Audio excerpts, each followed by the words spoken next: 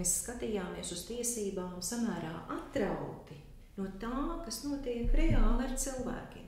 Un tas ir tā padomu faktiski arī trauma. Un te ir iekšā viss, sākot ar nodokļu tiesībām, administratīvajām, un arī privāta tiesības ir civiltiesības, bet civil procesi jau ir publiskās tiesības. Tāpēc parādās tās publisko tiesību, ja globāli runājot, tās plūstošās robežas, jo cilvēki jau reaģē uz visu, kas viņiem ir apkārt. Ja.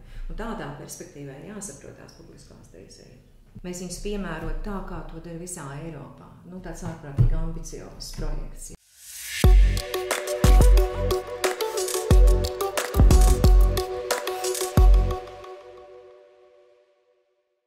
Ideja tapa 2020. gadā, tad, kad mēs Satversmes tiesas sastāvs tā brīža, mēs domājam par to, ko Satversmes tiesa varētu uzdāvināt Latvijai, sabiedrībai un valstī Satversmes 100-gadē. Tātad jau domājot par 2 gadus uz priekšu. Un ņemot vērā, ka nozarēs gan administratīvajās tiesībās, gan konstitucionālajās ir rakstīts, ir publikācijas, bet katra šī publisko tiesību nozare kaut kā autonomi attīstās. Tad labākais, ko mēs varējām piedāvāt, ir publisko tiesību pirmā grāmata Latvijas vēsturē, modernās vēsturē, kurā visas publisko tiesību nozares ir atrodamas kopā un kurā mēs meklējam, kādas ir savstarpējās saiknes starp šīm nozarēm. Un pirmoreiz piedāvājam to, ka skatījums uz publiskajām tiesībām ir globāls, ir holistisks, ja? Kā grāmatas metode ir holistiska. Šis skatījums bija tas, ko mēs toreiz domājam, mēs varam uzdāvināt Latvijas valstī. Būtībā pavisam netik pārsniedzot termiņus grāmata ir, jā, bet tā ir dāvinājums mums pašiem, mūsu tiesiskai domai, mūsu nākamajai tiesiskajai domai, un tas ir Satversmes tiesas dāvinājums, tas ir augstskolu dāvinājums, jo faktiski ir Latvijas Universitātes juridiskā fakultāte, Stradiņa universitāte, Rīgas juridiskā augstskola. Dāvinājums tam, lai mūsu publiskās tiesības būtu modernas un tādas, lai mēs par viņām domātu, mēs viņus piemērot tā, kā to dara visā Eiropā. Tāds ārprātīgi ambiciozs projekts, jā, bet ļoti nepieciešams. Pirms es gribētu pateikt, ka vēsturiski vienmēr ir prevalējušas privātās tiesības, ka cilvēki dzīvojuši savu dzīvi un valsts nav jaukusies, un valsts ir uztraukusies tikai par nodokļiem un noziegumiem. Tad kopš 19. gadsimtā veidojās tiesiska valsts, un īpaši 20. gadsimtā, kad pamattiesības un cilvēku tiesības iegūst arvien lielāku nozīmi. Valsts piesako līdzi visam, un publiskās tiesības iegūst arvien lielāku nozīmi. Tā pašā laikā šīs nozares reizēm attīstās paralēli, nevis veidojot vienotu tīklu. Un kas man patīk šajā grāmatā? Šajā grāmatā ir sākts ar publisko tiesību vēsturi Latvijā. Profesors Lastīņš ir uzrakstījis ievadu, arī tas ir pilnīgs oriģināls darbs. Patiesībā katra nodaļa ir pilnīgs oriģināls darbs, tāpēc, ka uzrunātajiem autoriem ļoti kompakti bija jāpastāsta pats būtiskākais, ko viņš par nozari var pateikt. Un ar visu to, ka autori tiešām ir strādājuši kompakti un pie kam tomēr vēsture ir apjomīgāka un varbūt krimināla process ir mazāk apjomīgs, tā pašā laikā, kā jūs redzat, autoru kolektīvs ir ļoti liels, darbs ir ieguldīts ļoti liels, un mēs ar Ziemelskundzi esam lepnas, ka ir izdevies vienā sējumā to visu apvienot. Un tīri vizuāli arī, protams, mēs paši šodien iepazīstamies ar grāmatu, kāda viņa ir izdota, un tīri vizuāli patiesībā ir vienkārši bauda uz šo grāmatu skatīties. Tas ir tāds cienījama grāmata, turklāt mēs ļoti ceram, ka viņa būs ērta lietošanā. Jo reizēm viens sējums nozīmē plānas lapas, mazus burtus, mazas atstarpes starp rindiņām, tad šeit ir gan pietiekams atkāpes no malām, lai vajadzības gadījumā tas, kurš ir nopircis grāmatu, varētu veikt kādas piezīmes un var lasīt.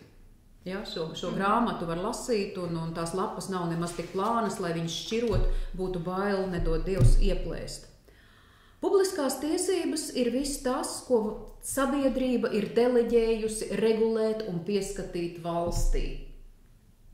Un te ir iekšā viss, sākot ar nodokļu tiesībām, administratīvajām, un arī privāta tiesības ir civiltiesības, bet civila procesi jau ir publiskās tiesības. Tātad šeit ir visas procesuālās tiesības iekšā.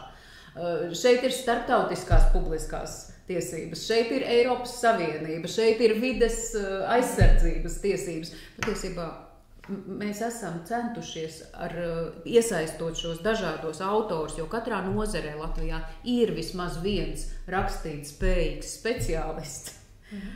Mēs esam pateicīgi, ka šie cilvēki atsaucās, jo lielā mērā šis jau nav peļņas projekts, un visi šie cilvēki ir ļoti aizņemti cilvēki. Un tas arī izskaidro to ilgo grāmatas tapšanas laiku.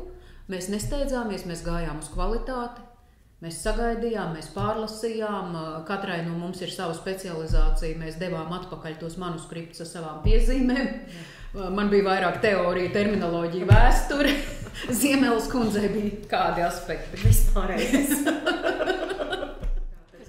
Tā kā ideja tapa Satversmes tiesā, tad pirmais bija mēs runājām ar kolēģiem tā brīža Satversmes tiesas tiesneši, un tad tie akadēmiskie spēki, akadēmiskie praktiskie, kur mēs zinājām, kas ir virzījuši konkrētās nozares tiesisko domu Latvijā. Ja? Profesora Osakova jau teica, piemēram, profesors Lazdiņš, kā Latvijas tiesību vēstures, tātad acīm redzams speciālists, mēs viņu pieaicinājām. Tāpatās arī kolēģis Kārlis Kepners, tātad mūsu publisko finanšu tiesību zinātājs. Attiecīgi tā veidojās, vai bijušais valsts prezidents Egils Levits, tātad, kurš konceptualizēja pirmo reizi Latvijas lasītājiem aiziet valsts gribas koncepts kā publisko tiesību, viens no tātad atslēgas konceptiem, viens no pilāriem, un šis koncepts ir pirmo reizi izskaidrots. Līdz ar to, kā kolēģi teica, šajā grāmatā mēs definējam modernās publiskās tiesības kā plaši, un tās ir tiesības, kas dzīvo kopā ar sabiedrības attīstību. Jo, redzat, tiesiskās attiecības jau piesaka divi cilvēki faktiski, miedarbojoties. Ja? Un tad ir jāskatās, vai šī miedarbība paliek privāto attiecību telpā, bet kas tad nosaka to privāto attiecību telpas rāmi? Tās pašas publiskās tiesības, vai ne? Tā pati Satversme, vispārējie tiesību principi, kas raksturo mūsu kultūru telpu un mūsu tiesisko telpu. Un varbūt tas ir tas, kas mums tiesiskajā domā visiem ir jāatzīst. Arī pie visām specializācijām, vai tā būtu krimināla tiesības, vai tās būtu vides tiesības, viņas jau nepastāvētu kā tiesību nozare, ja nebūtu šis pamats publiskajās tiesībās ar pamata publisko tiesību konceptiem, kā nācija, tauta, konstitucionālisms, es jau teicu, valsts griba. Un tātad šie pamata koncepti arī pamatiesības pašvaldība princips var redzēt, kā grāmatas var redzēt, ka viņi ir pats pamats un kā viņi infiltrējās faktiski tajās citās specializētajās nozarēs. Pie šīs grāmatas ir strādāts pamatīgi, bet tas, ko es varu pateikt, patiesībā Eiropas tādā praksē, šāda apjoma un koncepta grāmata, Mauratons, vācu, angļu, doktrīnā, un viņas parasti top. Es esmu piedalījusies līdzīgos projektos ārpus Latvijas, un viņas tiešām parasti top kādos 3 gados. Ātrāk neviens tik monumentālu grāmatu nevar uzrakstīt. Un viņas parasti ir apjomīgas, un mums tiešām ir paveicies, ka viņi arī ir praktiski piemērojami, jo tās citas, ar kurām ir strādāts, viņas ir lielākas, smagākas. varbūt nav mums tik ērti izmantojami. Jūs pirmkārt redzat, ka publiskās tiesības ievads. Mēs absolūti nepretendējam, ka šajās īsās konspektīvajās nodaļās ir izstāstīts viss. Tur ir ielikti pamati, uz kuriem tālāk var iet dziļāki pētījumi. Uz katra nodaļa patiesībā varētu būt atsevišķa monogrāfija un varbūt neviena. Šāda apjoma noteikti, jā. Tas noteikti ir tiem praktiķiem, kuri grib ieskatīties, kas notiek blakus nozarē. Jo katrs no mums strādājot ilgi, arvien vairāk specializējās kaut kādā jomā, un tad kaut kādā brīdī satiekās šīs jomas. Un lai vienkārši redzētu, kur ir aizgājusi tā joma, kur es gadus 10 vai 20 neesmu neko darījis, ir visas iespējas ieskatīties grāmatā un norientēties, jo kā visās zinātniskās monogrāfijās, ko es daru, kad es lasu grāmatu, kad es kaut ko pētu dziļāk, viens ir es izlasu to, ko kāds ir uzrakstījis, otrs es skatos, uz kādiem avotiem viņš ir atsaucies. Un šeit ir arī visa tā jaunā literatūra, kur var meklēt tālāk. Es saprotu, ka šo grāmatu noteikti novērtēs tie studējošie, kas gatavojās centralizētajam valsts eksāmenam, jo pamatus ielikt varēs pilnīgi drošus, un liela daļa no autoriem piedalās arī valsts eksāmena jautājumu gatavošanā un vērtēšanā, un šeit ir tā svaigākā jaunākā koncepcija. Pirmā daļa, tātad publisko tiesību vēsture, ja Latvijas publisko tiesību vēstures pamati izkristalizējās kā atsevišķa daļa, un viņa ir fundamentāla tajā, kā mēs rakstījām, arī ievadā, ja mēs nezinām savu pagātni, tad mēs bieži vien nevaram saprast tos tiesību institūtus, ar kuriem mēs strādājam, kāpēc viņi ir tādi, kādi viņi ir šodien. Ja. Tas ir izcili, ka mums pirmā daļa ir veltīta Latvijas tiesību vēsturei. Otrā daļā diezgan klasiski, tātad tie ir teorijas pamati, publisko tiesību teorijas pamati. Jūs jau redzat, viņi loģiski veidojās, vai ne? Pēc tam ir publisko tiesību, varbūt, teiksim tā, vadošās nozares.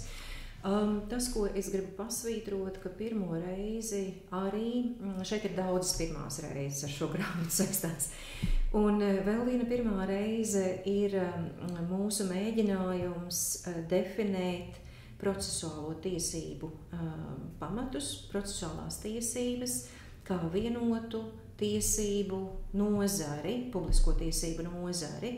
Jo, kā jūs redzat, būtībā ir tā, mēs esam specializējušies Satversmes tiesas procesā, administratīvajā procesā, krimināla procesā. Ārpus Latvijas procesuālās tiesības ir vienota tiesība nozare, kurai raksturīgi ir vienoti principi, kas visi ved uz to, lai strīdus gadījumā cilvēks nonāktu pie taisnīga rezultāta. Un pirmo reizi šeit mūsu visi kolēģi ir mēģinājuši savus prātus un pieredzi likt kopā. Mēs nododam lasītājiem skatīties, kas tur izveidojās. Protams, ka pie procesuālajām tiesībām kā nozares ir jāturpina strādāt, jo kā nozare mums viņa vēl nav Latvijā. Ja? Un ir jāliek kopā viss tas, kas ir atsevišķi sasniegts, un es ceru, ka mēs ceram, ka šis palīdzēs, jā, kā mēs viņu to esam šeit kā saka, pacēluši un konceptualizējuši. Un tālāk ir publisko tiesību pamatjēdzieni, tā ir pēdējā 4. nodaļa. Protams, ka šie pamatjēdzieni, viņi parādās publisko tiesību nozarēs, uz viņiem notiek šī atsaukšanās, ja? Un pēc tam 4. nodaļā viņi tiek atsevišķi padziļināti. Kā jau es teicu, tātad valsts griba, Satversmes negrozāmais kodols, tauta, suverenitāte, pilsonība, pamatiesības un pašvaldību tiesības, proti pašvaldību princips, tātad demokrātiskā tiesiskā valstī. Es domāju, ka šāda struktūra, mums viņa kaut kā tā darba procesā arī gala beigās tieši tāda nostājās mums priekšā faktiski. Jo sākotnēji mēs arī paši līdz galam nevarējām iedomāties, ko mēs esam uzmušās darīt. Mums arī likās, ka autori varēs tās nodaļas uzrakstīt īsākas. Mūsu galvā absolūti nebija pie 1000 lapusēm grāmata, pie kam darba procesā nāca klāt jaunas nodaļas. Mēs sapratām, ka kaut kas nav nosakts. Jā, bija tā vides tiesības. Jā, piemēram, vides tiesības. Sākotnēji mēs kaut kā nebijām iedomājušās, kad... Un pieļaujam, ka varbūt joprojām kaut kas ir palicis ārpusē, tāpēc jau tas ir ievads. Jo, kā jau es teicu, sakarā ar tiesiskas valsts konceptu, ka valstī ir jāatbild arvien vairāk par dažādām jomām, kurā iepriekš valsts nekontrolēja.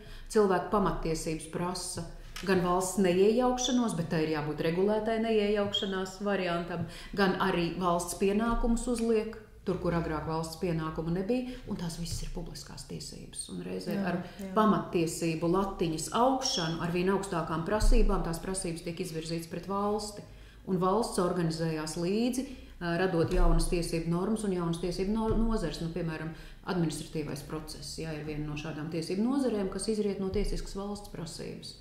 Tāpēc kā jaunā joma administratīvās atbildības, tātad tiesību apakšnozari, kura ir pirmo reizi arī mūsu grāmatā faktiski ir tātad administratīvo pārkāpumu tiesību pamati un process, un kā tas saistās šīs nozares pamati, kā viņi saistās ar cilvēktiesībām un pamatiesībām. To arī var šajā grāmatā konkrēti. Protams, jaunumi ir diezgan daudz. To lasītājs redzējis gan publisko tiesību teorijas pamatu sadaļā, jo tur, piemēram, tur uzreiz parādās tā diskusija, par ko Osipovs kundze tikko teica, proti, kādas ir šīs attiecības, kādās proporcijās ir publiskās un privātās tiesības mūsdienās. Un jūs redzēsiet uzreiz, ka mūsu autori saka, ka šīs proporcijas mainās. Vai tam ir pamats, ka viņas mainās, vai mēs neieejam faktiski privātās autonomijas telpā, jo arī tas tajā ir risks, jo privāta autonomija mums ir vajadzīga kā tāds radošuma faktiski motors, ja? Un jūs redzēsiet šo te dialektiku, ja? Šo te mazliet tādu spriedzi šajos teorijas pamatu nodaļās, ja? Tad jūs redzēsiet arī, runājot par būtībā gan par starptautiskajām un Eiropas Savienības tiesībām, tās ir tiesības attīstībā, ja? Un tas arī parādās. Tāpatās arī, piemēram, krimināla tiesību pamatos, ja mēs skatāmies uz pamatiem no vispārējo tiesību principu viedokļa, tad krimināla tiesības izskatās savādāk, nekā varbūt mums ir pierasts par viņām runāt. Ja? Un kā es teicu, arī runājot par pamatjēdzieniem, tur arī uzreiz redzās tie koncepti, par kuriem mēs līdz galam varbūt neesam vēl vienojušies. Jūs redzēsiet, piemēram, grāmatā ir spriedze arī starp nodaļām. Un būtībā, tā kā Osipovs kundze teica sākumā, mēs arī aicinām zinātniekus, tiesību zinātniekus uz šīs grāmatas pamatiem attīstīt tālāk savas zinātniskās izstrādes, ja? Jo ir iemesls, kā paskatīties no citām perspektīvām, uz zināmām lietām, uz zināmiem tiesību institūtiem. Mēs to šeit arī piedāvājam, bet vienlaicīgi ne tikai paskatoties no jaunas perspektīvas, bet pat arī klasiskajā, izpildījumā, mēs neesam savā starpā vienojušies par pietiekami daudzām lietām, ja? Un vienotai tiesību sistēmai, tomēr ir jāzina, par ko mēs neesam vienojušies, tad ir jāizrunā, jātaisa zinātniskas izstrādes un tomēr kaut kā jāharmonizē viss tas pasākums. Ja?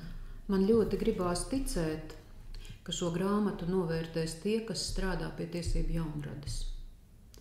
Tāpēc, ka izstrādājot jebkuru tiesību normu, tiek mainīta visa tiesību sistēma, un tāpēc izstrādājot jebkuru tiesību normu, pat tad, ja to dara kāds ierēdnis ministrijā, jo parasti šī jaunrada sākās ar ierēdņiem ministrijā, viņiem ir jāredz sistēma kopainā, viņiem ir jāredz. Tas parasti parādās likuma projekta anotācijā, Bet, lai saprastu, ko tur rakstīt, lai redzētu, pēc kādiem principiem vispār darbojās, ka tas skar blakus nozares, kā tas varētu skart blakus nozares, es ļoti ceru, ka tiesību jaunrade arī kļūs mazāk haotiska, ka katrs redz tikai tās savas nozares ietvaros. Un attiecīgi tā tiesību jaunrade būs harmoniskāka. Atšķirās, tas ir pilnīgi dabiski. Un būtu skumji, ja tā nebūtu, es gribētu tā teikt, ja? Jo, protams, ka mūsu publiskās tiesības ir ļoti, viņas, protams, sēž mūsu vēsturē, tajā, ko mēs formējoties kā vienota nācija, tad kā Latvijas tauta, tad satversmes izpratnē, ja? Kādos procesos tas ir noticis, kādu faktoru ietekmē tas ir noticis. Viss tas ir patiesībā šī miedarbība cilvēku un cilvēku grupu starpā, un tas veido šīs tiesiskās attiecības, kas, protams, ir tikai mums raksturīgs, jo tāda vēsture, kā ir mums šeit, tāda citiem nav. Un līdz ar to publisko tiesību izpratne tātad no vēsturiskās un holistiskās perspektīvas, tā kā šī grāmata to dara, viņa precīzi parāda to, kas ir specifisks mūsu publisko tiesību izpratnē. Nu, un ņemot vērā to pašu Vācijas vai Francijas, protams, attiecīgi vēstures un to tautu attīstības, teiksim, iezīmes un specifiku, un viņu publiskās tiesības ir reaģējuši tieši uz to. Te es varētu minēt, ka tā būtiskā atšķirība ir tajā, cik tālu pilsoniskā sabiedrība ļauj ietiekties valsts varai ar regulāciju. Un ir postsocialistiskās valsts, kur piecieš daudz tālāk šo ietiekšanos pilsoniskās sabiedrības brīvībā un personas pašnoteikšanās tiesībās. Protams, ka vecajās Rietuma Eiropas valstīs to nepiecieš, un, piemēram, Satversmes tiesā mēs to redzējām lieliski karoglietā. Mums bija lieta, kur tika skatīta, ka ir norma par to, ka personu soda, ja noteiktās dienās netiek pacelts karogs sēru noformējumā. Mēs skatījāmies apkārt Eiropas piemērus, un tas ir tikai postsocialistiskās valstīs, kur bija šī publiskā patriotisma demonstrēšana, un ja nedemonstrē patriotismu, tad persona tiek sodīta. Tās ir tās publiskās tiesības. Citur to neregulē, bet citās postsocialistiskās valstīs tas tiek regulēts. Tad pamatā tās atšķirības ir no vēsturiskās pieredzes un no tā, cik tālu mēs gribam, lai valsts uzņemās atbildību par manu dzīvi, ko mēs no valsts sagaidām, noliekot atbildību no saviem pleciem un pārliekam to no privātām tiesībām uz publiskām. Un cik tālu mēs pieciešam, ka valsts ietiecās mūsu brīvībā. Nu jā, un tad, protams, Latvijas kontekstā ir jāuzliek papildus tam kopumā tomēr ilgstoši esošā šī apdraudējuma situācija, tomēr tautai un valstī. Un šādā permanentā apdraudējuma, protams, stāvoklī dzīvojot, tas arī uzreiz parādās publisko tiesību konceptos. Ja? Mums, acīm redzot, piemēram, valsts gribas koncepts ir eksistenciāli svarīgs, kamēr citās tieši tā senās demokrātijās, kurām ir bijuši tagad ilgstoši drošības periodi, ja, šis līdz kādam brīdim, es nesaku, ka tā ir tagad, ja, bet līdz kādam brīdim nebija aktuāls jautājums. Ja. Nu, tagad pie kopējā apdraudējuma, kurš tomēr, diemžēl, izplatās arī plašāk Eiropā, uzreiz var redzēt, kā arī tajās sabiedrībās sāk domāt būtībā atgriezties pie šiem pašiem konceptiem, kuri varbūt bija piemirsti kaut kādā sākotnējā stadijā. Bija piemirsti tagad, ja, un mēs atgriežamies noskaidrojot kaut vai to, kas tad ir mūsu nacionālā identitāte, par ko mēs principā, piemēram, varbūt tās ir valstis, kurās jau ilgstoši vairs neaizdomājās par to. Un tagad tas atgriežās, ja, kā publisko tiesību, tātad viens no izpētes un analīzes diskusiju priekšmetiem. Nu, piemēram, aizsargāties spējīgs demokrātijas koncepts arī bija nolikts pie malas gandrīz uz 100 gadiem, tāpēc, kad starpkaru laikā 20. gadsimtā par to diskutēja un nolika pie malas kā nedemokrātisku. Tā pašā laikā redzot, kas notika Hitleram nākot pie varas Vācijā un vēlāk, un šobrīd, kad ar demokrātijas doto brīvību tiek apdraudēta valsts pastāvēšana un demokrātija, un atkal pie šī koncepta atgriežas, protams, jaunā kvalitātē. Nekas jau neatkārtojās, tā diskusija nav tāda pati, kā bija pirms 100 gadiem, bet koncepts tiek attīstīts atbilstoši mūsdienu prasībām, un tāpēc arī tā ir mūsdienu grāmata, tāpēc, ka viņa ir 21. gadsimta grāmata. Bet kas ir ļoti interesanti, tomēr tās publisko tiesību plūstošās robežas. Ja. Man liekas, varbūt mūsu tiesību zinātnē Latvijas, tā kā viņi ir attīstījusies pēc neatkarības atjaunošanas, vēl ar vien tas izteiktais padomju normatīvisms kaut kur ļoti stiepās līdzi. Ja. Un mēs līdz galam nesapratām, ka tiesības ir reakcija uz sabiedrības procesiem, ja, uz sabiedrības viļņošanos, uz cilvēku savstarpējo viļņošanos. Mēs skatījāmies uz tiesībām samērā atrauti no tā, kas notiek reāli ar cilvēkiem. Un tas ir tā padomju faktiski arī trauma, ja, kad tiesības un sabiedrība padomju savienībā tās bija absolūti ideoloģizētas un nošķirtas jomas. Un tas, kas ir šajā grāmatā centrā, tiešām, man liekas, tas varbūt tās lielākais, tur ir daudz, manuprāt, tiešām sasniegumi visu autoru darbos, bet, ja izies viņai cauri lasītājs un līdz galām sapratīs, cik ļoti tiesību fenomens ir faktiski viens veids, viena cilvēka darbības izpausme, ja, tad, teiksim, rezultāts. Un tāpēc parādās tās publisko tiesību, ja globāli runājot, tās plūstošās robežas, jo cilvēki jau reaģē uz visu, kas viņiem ir apkārt. Ja. Un tādā perspektīvā jāsaprot tās publiskās. Tas ir tas, ko mēs, protams, izbaudījām Satversmes tiesā. Mēs esam vairāk kārt atkārtojuši spriedumos, ka likumdevēja pienākums ir turēt roku uz pulsa. Tur jau ir, tajā atziņā ir vienkārši fundamentāls kods ielikts iekšā. Ja? Kāpēc likumdevējiem ir jāzina, kas notiek sabiedrībā? Tieši tā iemesla dēļ. Ne jau likumdevējs, es atvainojos, sēžot, teiksim, viens pats Saeimas namā, pateiks tagad, ja, kāds ir labākais likums. Ne jau tur viņš atrauti veidojās no sabiedrības procesiem. Nē, likumdevējiem jājūt, kas notiek, kāds ir pieprasījums. Un ja pieprasījums ir aizsargāt visas ģimenes, viņam uz to ir jārēģē. Šajā gadījumā, protams, pie mūsu konstitucionālās iekārtas izkārtojama, paldies Dievam, mums ir zināma orgānu pluralitāte, ja konstitucionāla orgāna, uz to norēģēja Satversmes tiesa. Un pilnīgi pamatoti norēģēja uz šo saucēja balsi, jā, sabiedrībā. Mēs arī gribam aizsardzību, vai ne? Lūk, tā kā, jā, ir jāzina, kas notiek tautā, kādi ir pieprasījumi, un ir jāprot viņi arī arbitrēt. Jo visu to, ko pieprasa, protams, ka ir jāliek likumā un jāpieļauj. Un te ir tā fundamentālā, pirmkārt jau parlamenta loma, pirmkārt zināt, kādas ir tās saucēja balsis un līdzsvarot ar kopējām interesēm. Un ja nesenāk, tad mūsu sistēmā, protams, tad tas nonāk līdz Satversmes tiesai.